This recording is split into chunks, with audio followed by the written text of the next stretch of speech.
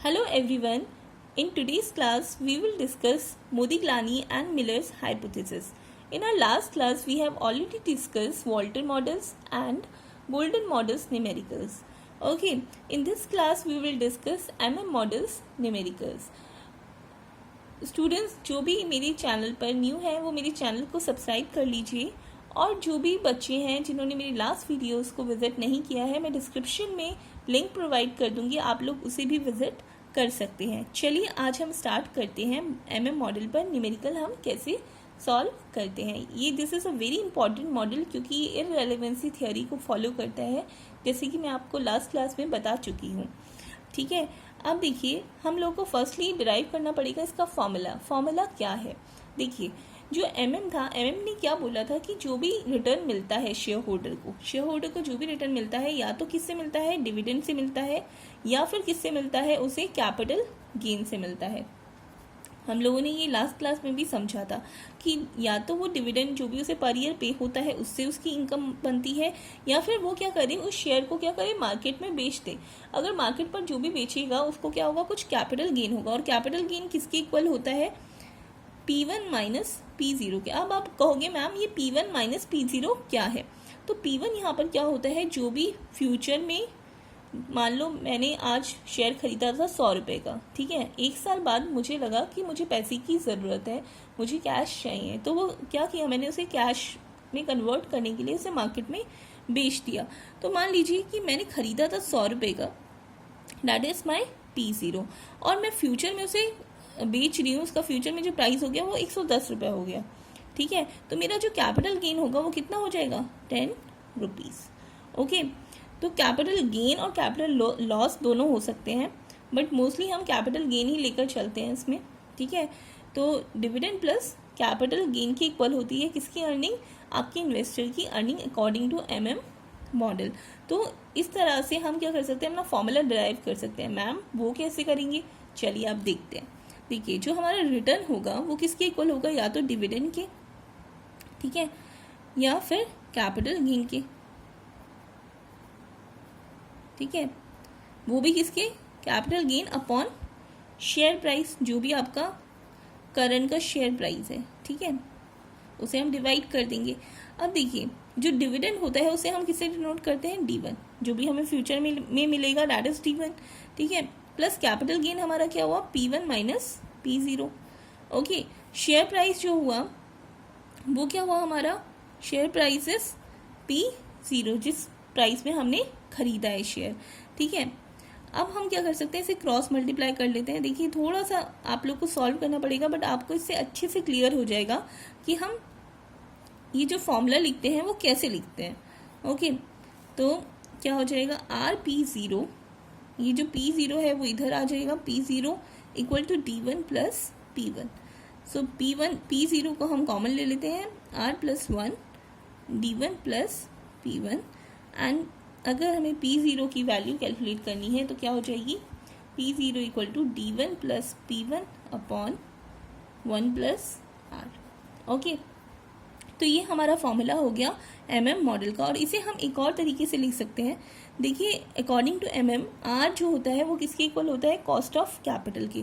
तो इसे हम ये भी लिख सकते हैं D1 plus P1 upon 1 plus K। ठीक है, तो ये होता है हमारा whole formula of MM model, जिसके थ्रू हम क्या करेंगे, प्राइस ऑफ शेयर कैलकुलेट करेंगे। ठीक है, चलिए अब इस पर हम न्यूमेरिकल प्रॉब्लम सॉल्व करते हैं। देखिए ये है हमारा न्यूमेरिकल, ABC लिमिटेड है, जिसमें जो आउटस्टैंडिंग शेयर्स हैं वो कितने हैं, 1 लाख रुपीज़, 1 लाख शेयर्स हैं हमारी, सॉरी, और वो 1 लाख शेयर की वैल्यू जो है, पर शेयर की जो वैल्यू है that is 100 rupees. Okay, net profit जो हो रहे हैं हमें वो हो रहे हैं 10 लाख रुपीज़ के। The firm wants to make new investment of 20 lakh during the period. वो क्या करना चाहती है, फर्म 20 लाख की इन्वेस्टमेंट करना चाहती है, न्यू इन्वेस्टमेंट करना चाहती है। ठीक है, the firm is thinking of declaring a dividend of ₹5 पर शेयर। और फर्म जो सोच रही है कि वो सोच रही है कि इस नेक्स्ट ईयर वो क्या करे, ₹5 का पर शेयर वो क्या करे, डिविडेंड पे करे। और कॉस्ट ऑफ कैपिटल भी हमें गिवन है दैट इज 10%। ठीक है, दैट इज 10%। अब हमें कैलकुलेट करना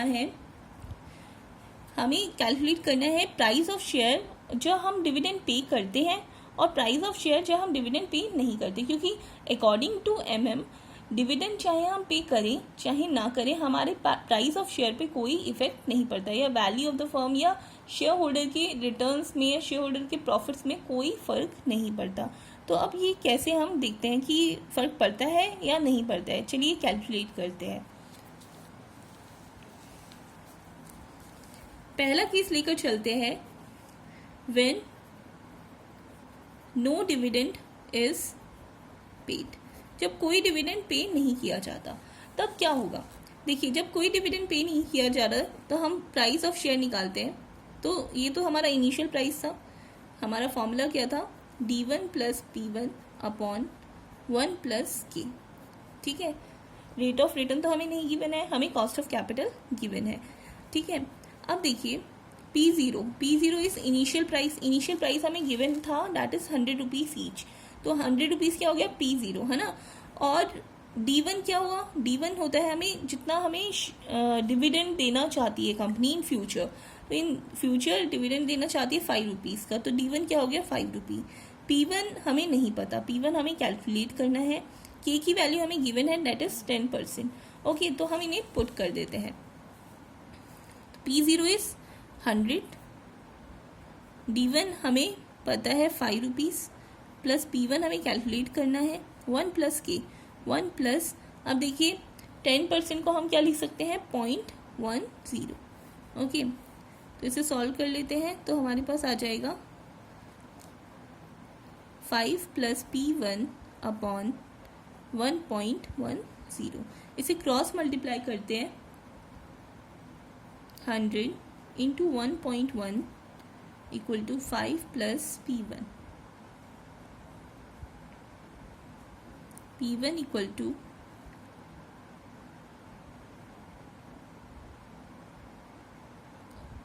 सॉरी, यहाँ पर हम लोगों ने एक गलती कर दी है, आप लोगों को शायद पकड़ में आ गई होगी। हमने ये बात की थी, हमने कोई डिविडेंड यहाँ पे नहीं किया है, वो वाला केस हम लेकर चल रहे हैं, और हमने यहाँ 5 रख दिया वैल्यू, तो हमने डिविडेंड को ले लिया है। तो यहाँ पर हम इसकी वैल्यू को क्या कर देंगे, 0 कर देंगे, क्योंकि हमने डिविडेंड पे नहीं हो रहा, शेयर होल्डर को कोई डिविडेंड पे नहीं हो रहा है। तो यहाँ पर हम इसकी वैल्यू को 0 रख देते हैं।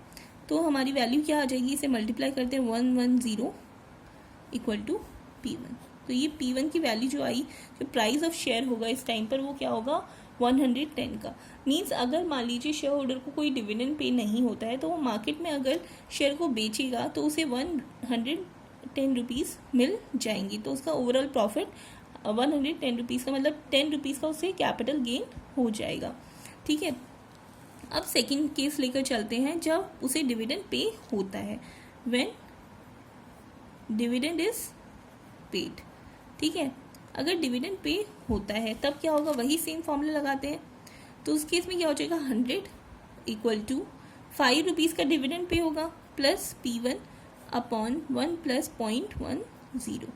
इस केस में क्या हो जाएगा, 100 into 1.1 equal to 5 plus P1, and P1 हो जाएगा हमारा 110 माइनस 5, दैट इज 105।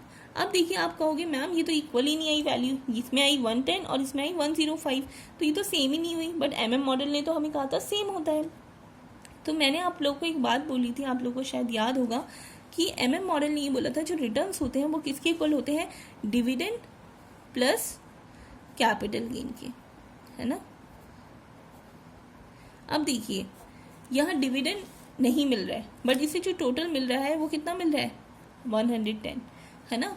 और इधर देखिए डिविडेंड मिल रहा है, डिविडेंड 5 रुपीज़ का है इसके पास, डिविडेंड इसके पास ऑलरेडी 5 रुपीज़ का, और 105 इसको क्या मिल जाएगा, प्राइस ऑफ शेयर अगर ये बेचेगा तो मतलब टोटल जो मिल रहा है इसे 110 ही मिल रहा है। तो दोनों का क्या है, इक्वल। मीन्स डिविडेंड चाहे हम पे करें चाहे हम ना पे करें, वैल्यू ऑफ द फर्म पे या प्राइस ऑफ द शेयर पे कोई इफेक्ट इसका नहीं पड़ता है। ठीक है, तो यही MM ने बोला था कि आपकी डिविडेंड का, आप डिविडेंड कितना भी पे कीजिए, इस पर प्राइस ऑफ शेयर पर इसका कोई इफेक्ट नहीं पड़ेगा। ठीक है। आई होप आप लोग का अच्छे से क्लियर हो गया होगा ये कंसेप्ट। चलिए अब हम नेक्स्ट करते हैं, इसका क्या क्रिटिसिज्म है। कुछ क्रिटिसाइजेशन भी होगा इस मॉडल का जो हम इतने अच्छे से फॉलो नहीं करते हैं, ठीक है। देखिए इसका क्रिटिसिज्म ये था, फर्स्ट इसमें हम लोगों ने ये बोला था, जो MM मॉडल था उसने ये बोला था कि इसमें कोई फ्लोटेशन कॉस्ट और कोई भी ट्रांजेक्शन कॉस्ट नहीं होती। क्या ये पॉसिबल है कि कोई ट्रांजेक्शन कॉस्ट या फिर कोई फ्लोटेशन कॉस्ट ना हो? ऐसा नहीं है पॉसिबल प्रैक्टिकली, तो ये इसकी एजम्पशन रॉन्ग थी। सेकेंड इसकी एजम्पशन ये थी कि हम कोई टैक्सेस पे नहीं करते हैं, है ना, देयर इज नो टैक्सेस। तो क्या ये प्रैक्टिकली पॉसिबल है कि हम कोई टैक्सेस पे ना करें? तो ये भी इसकी जो एजम्पशन थी वो रॉन्ग थी, ठीक है। थर्ड इसकी जो एजम्पशन थी वो ये थी कि कोई रिस्क नहीं होता, मार्केट में कोई रिस्क नहीं है, ठीक है। तो ये भी एजम्पशन गलत है, क्योंकि आप लोग को सबको पता है कि ऐसा तो हो ही नहीं सकता कि रिस्क ही नहीं है। ऊपर नीचे मार्केट जाती है तो रिस्क तो हमेशा इन्वॉल्व होता ही है, ठीक है। फोर्थ इसकी एजम्पशन थी कि जो सारे इन्वेस्टर्स हैं वो क्या है, रिस्क एवर्स हैं, रैशनल है, रैशनली सोचते हैं। बट ये चीज़ हमेशा पॉसिबल नहीं होती। कुछ इन्वेस्टर्स ऐसे भी होते हैं जो बिना सोचे समझे फैसला ले लेते हैं या बिना सोचे समझे इन्वेस्ट कर देते हैं। तो every investor is not rational, ठीक है। तो ये इनकी फोर्थ एजम्पशन थी जो कि गलत थी। तो इस तरह से इन एजम्पशन के बेसिस पर इसको क्रिटिसाइज किया गया, ठीक है। चलिए अभी ये मॉडल हमारा फिनिश होता है। अब आप लोग, मैं चाहूँगी कि आप लोग प्लीज़ अपनी बुक से इसे प्रैक्टिस करें। अब हम जो नेक्स्ट मॉडल पढ़ने जा रहे हैं वो है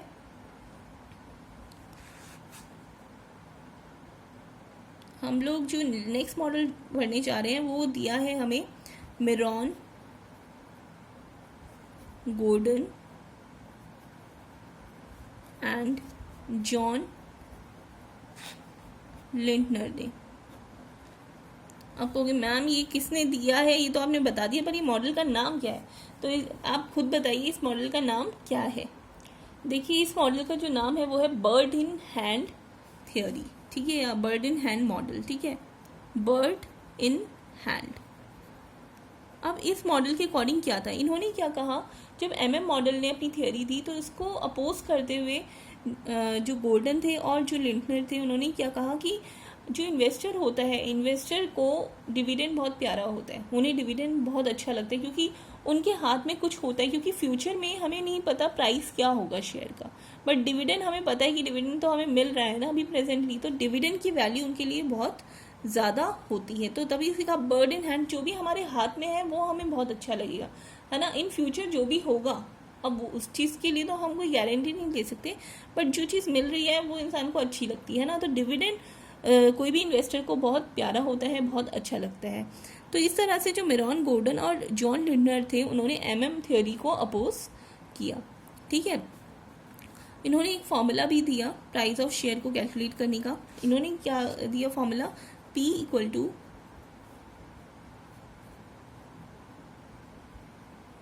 D1 minus K minus G, okay, D1 upon K minus G। अब D1 यहाँ पर क्या है, D1 यहाँ पर है एक्सपेक्टेड